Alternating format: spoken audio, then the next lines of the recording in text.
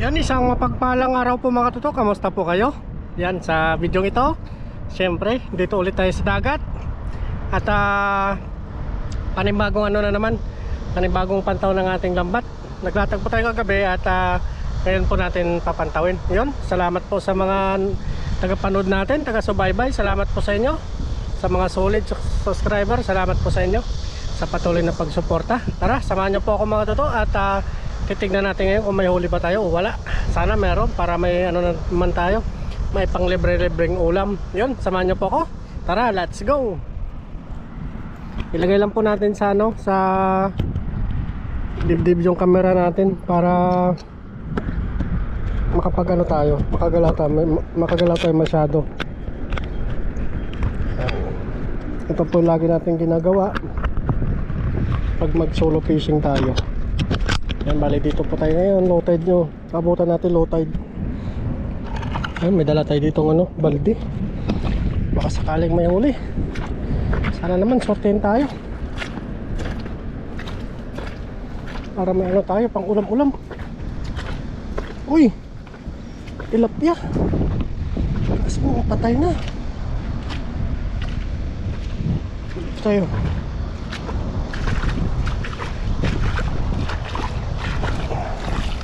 Kaya umay natin tanggalin. Dito sa gilid maraming tilapia. Mga ano, mga patay na. Walang alimango. Ito pinilatag natin kagabi. Mga ano, mga patay na nahuli. Kaanod do. O yun, may malaki. May malaki mga tuto. Yun, nahuli. So paano may nahuli? Dalawa. Uy, ay tilap ulit. Uy, sarap nito. Taba oh. Matapang yung mga tilapia dito.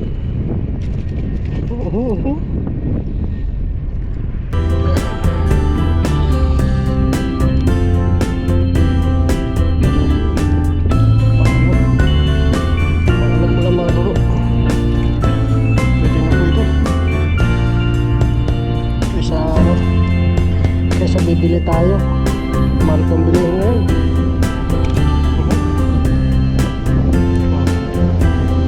Palabasin na natin to.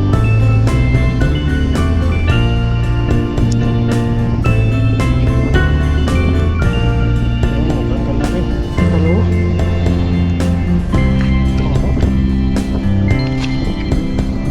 Ito isa tayo, makakawala na to. Makakawala na. Dumami yung tilapia dito. Dati wala mang tilapia dito eh. Baka dito na rin dumami yung mga ano, mga nahanap na galing baba. Sarap naman dito yung tilapia. Huwag ka natin sasang para hindi makawala. Taba.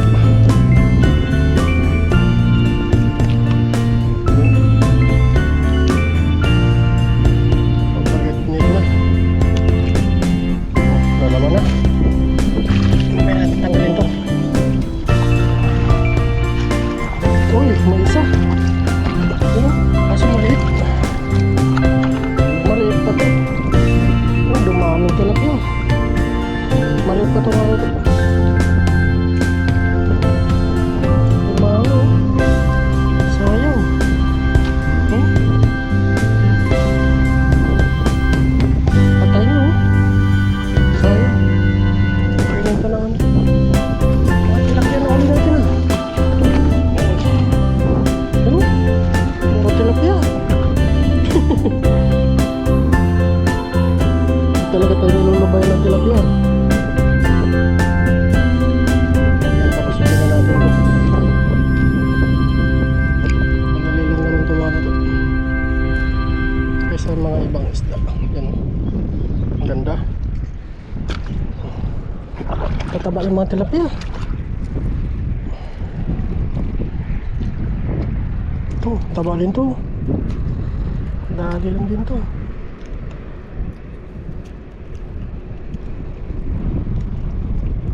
Yan.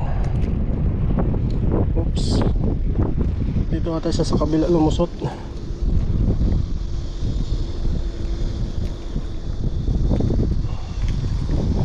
Grabe. Maliliksi yung mga tilapia pag ganito sa dagat. Kasi na ano, kabumog na ng alat. Lakas. Pansin nyo mga to.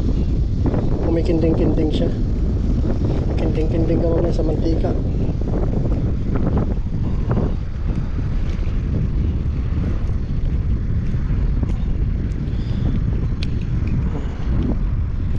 Tilapia na naman oh. Dami tilapia. Maganda ka naman iba. Ano ka naman? Uy, tilapia na naman oh. Puro tilapia.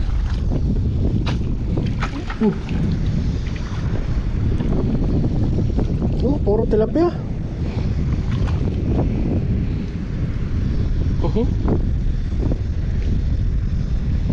Pang baon-baon mga bro. Sarap to. Kaysa bibili pa tayo ng ano, ulam. Ganda ng kulay oh. Ayan. Ang liit. Tilapia na naman oh. Nasakal. Nasakal yung tilapia. Oops. Mas medyo malaki-laki. Taba oh.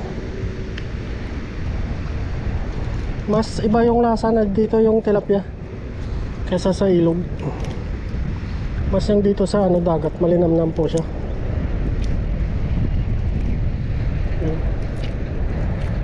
Pakasariwa oh.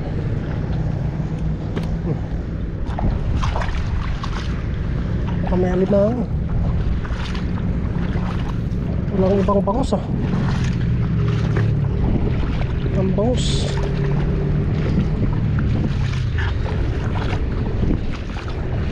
Walang naligaw na bangus. Wala. Basura, marami. Ayan, ayos na tayo dun mga dito. Ililigpitin muna natin to.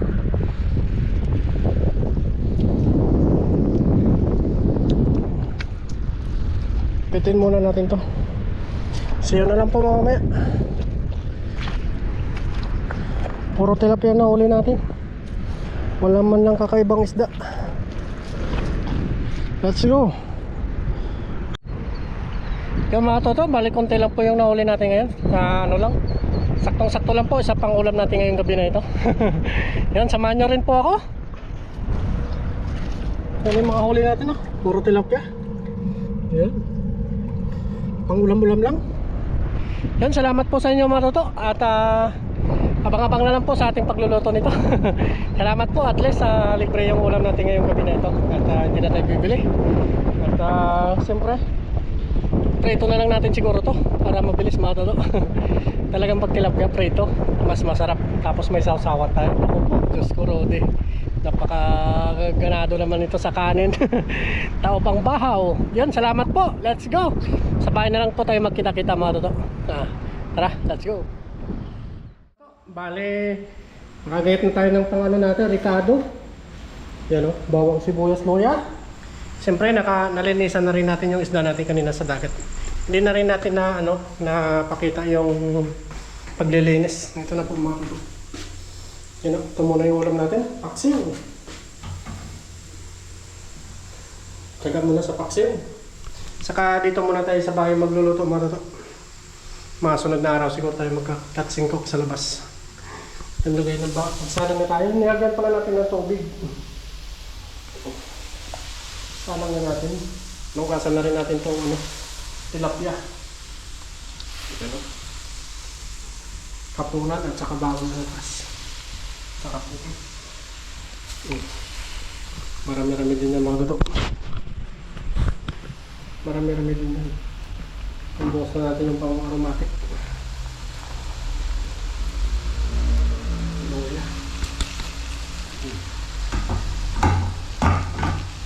wala tayong sili. Yun lang yung nakalimutan natin sili mga kapatid. Palikunin muna natin yung mga ano natin dito. Mga convenience sa pagluluto mga kapatid. Tulad ng paminta, asin. Yan. Lagi tayo nakaprepare dito. Yan. Lagyan na natin ng paminta. Lagyan natin para masarap. Lagyan natin ng asin. Marami kong hawak pa. Asin. Sarap ito mga. Maglagay tayo suka mga ito. Mabilis mo ubos yung suka natin. Lagi gamit na gamit yung suka. Yan, ayos na yun. Ayos na yung mga ito. Pakuluan lang natin yan hanggang sana siya lumambot at manuot po yung suka sa katawan ng tilapia. Habang alam po mamaya kung ano na nangyari sa paksiw natin. Uy, sarap oh. Natuyuan siya. Nilagyan pala natin kanina ng ng mantika at saka tuyo. Sarap oh. Kaya na lang ito mga taro. Ang bango. Ano siya? Natuyuan. Okay na po ito. Goods na po. Tara, kain na po tayo sa ating hapunan. Let's go! Let's go mga taro. Yung paksiw natin oh. Sarap. Magmamantika. Grabe. Kain na po tayo. Tilapia muna kasi masarap ang tilapia. Good. Thank you Lord. Amen. Kain po. Paksiw muna natin. Ay, grabe nagmamantika. Mainit-init pa yung kanin natin. Kain naman. Kumarinit akong baboy dyan. Kumarinit akong baboy dyan para bukas. Kaya nagmarinit tayo ng baboy para bukas mga toto. Bukas ng gabi. Kasi itong kalahati niyan, babawunin pa natin bukas. Kain po tayo, nasubo po para sa inyo.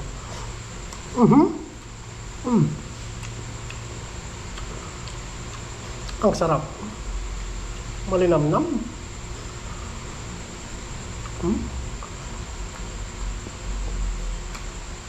Medyo konti yung huli natin sa pamante. Pero biyaya. Isang ulaman di matuto.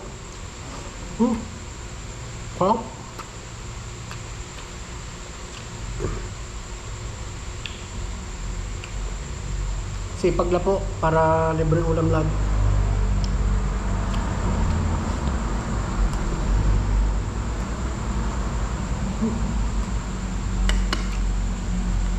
Manamis-namis yung tilapia. Talaga pag nakamumog siya ng tubig alat kaysa sa tabang.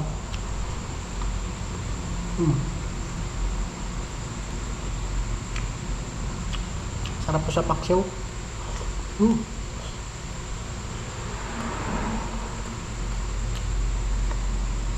Grabe po yung init dito sa Taiwan.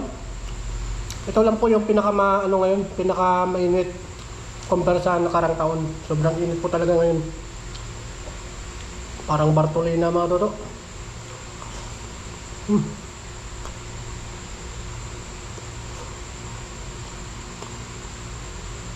Di ba ang parting Europe mainit na rin. Dati daw wala pang init.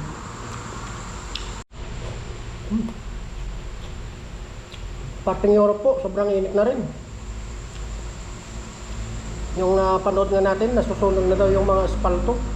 Ewan ko lang kung AI ba yan o totoo. Pero mainit na rin. Nanonood na sa balita.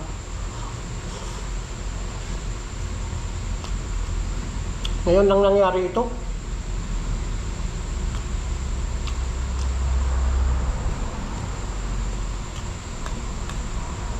Grabe. Dati hindi man napakatindi yung init. Mas mahaba kasi yung summer ngayon kumpara sa winter.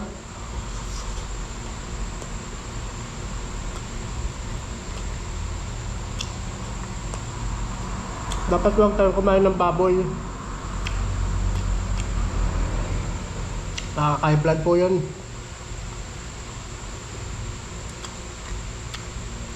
Isda na lang matuto.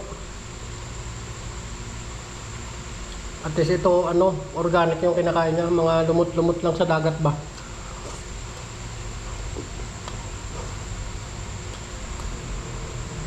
Hindi siya kumakain ng mga chemical na tulad ng ano. Isa din yan siguro sa ano, maraming namamatay ng mga tao ngayong panahon.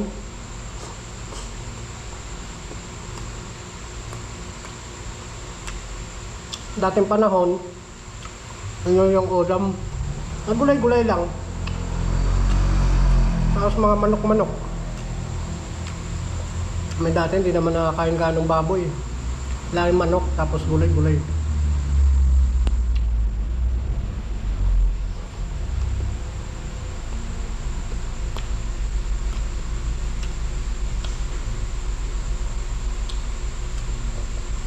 Para the best pa rin talaga yung isda. Mga organic. Crab.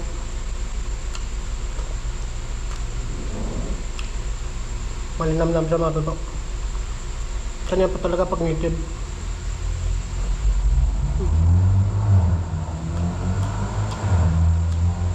Fresh ng dagat.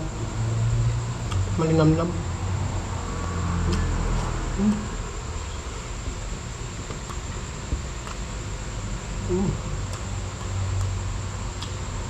Ayos. Nakadalawang tilapia kagad tayo.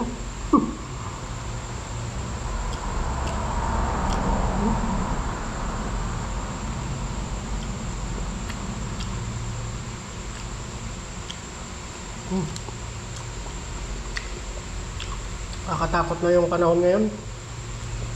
Parang nag-iiba yung ano. Ano tawag yan? Climate change.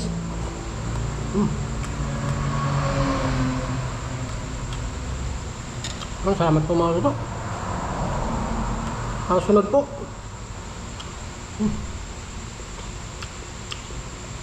Bangin ko pa itong ibang tilapia. God bless po sa inyo. Palagi po kayo mag-iingat. At palagi po kayo manalangin. Yun. Salamat po. See you po sa sunod na vlog na mga ito.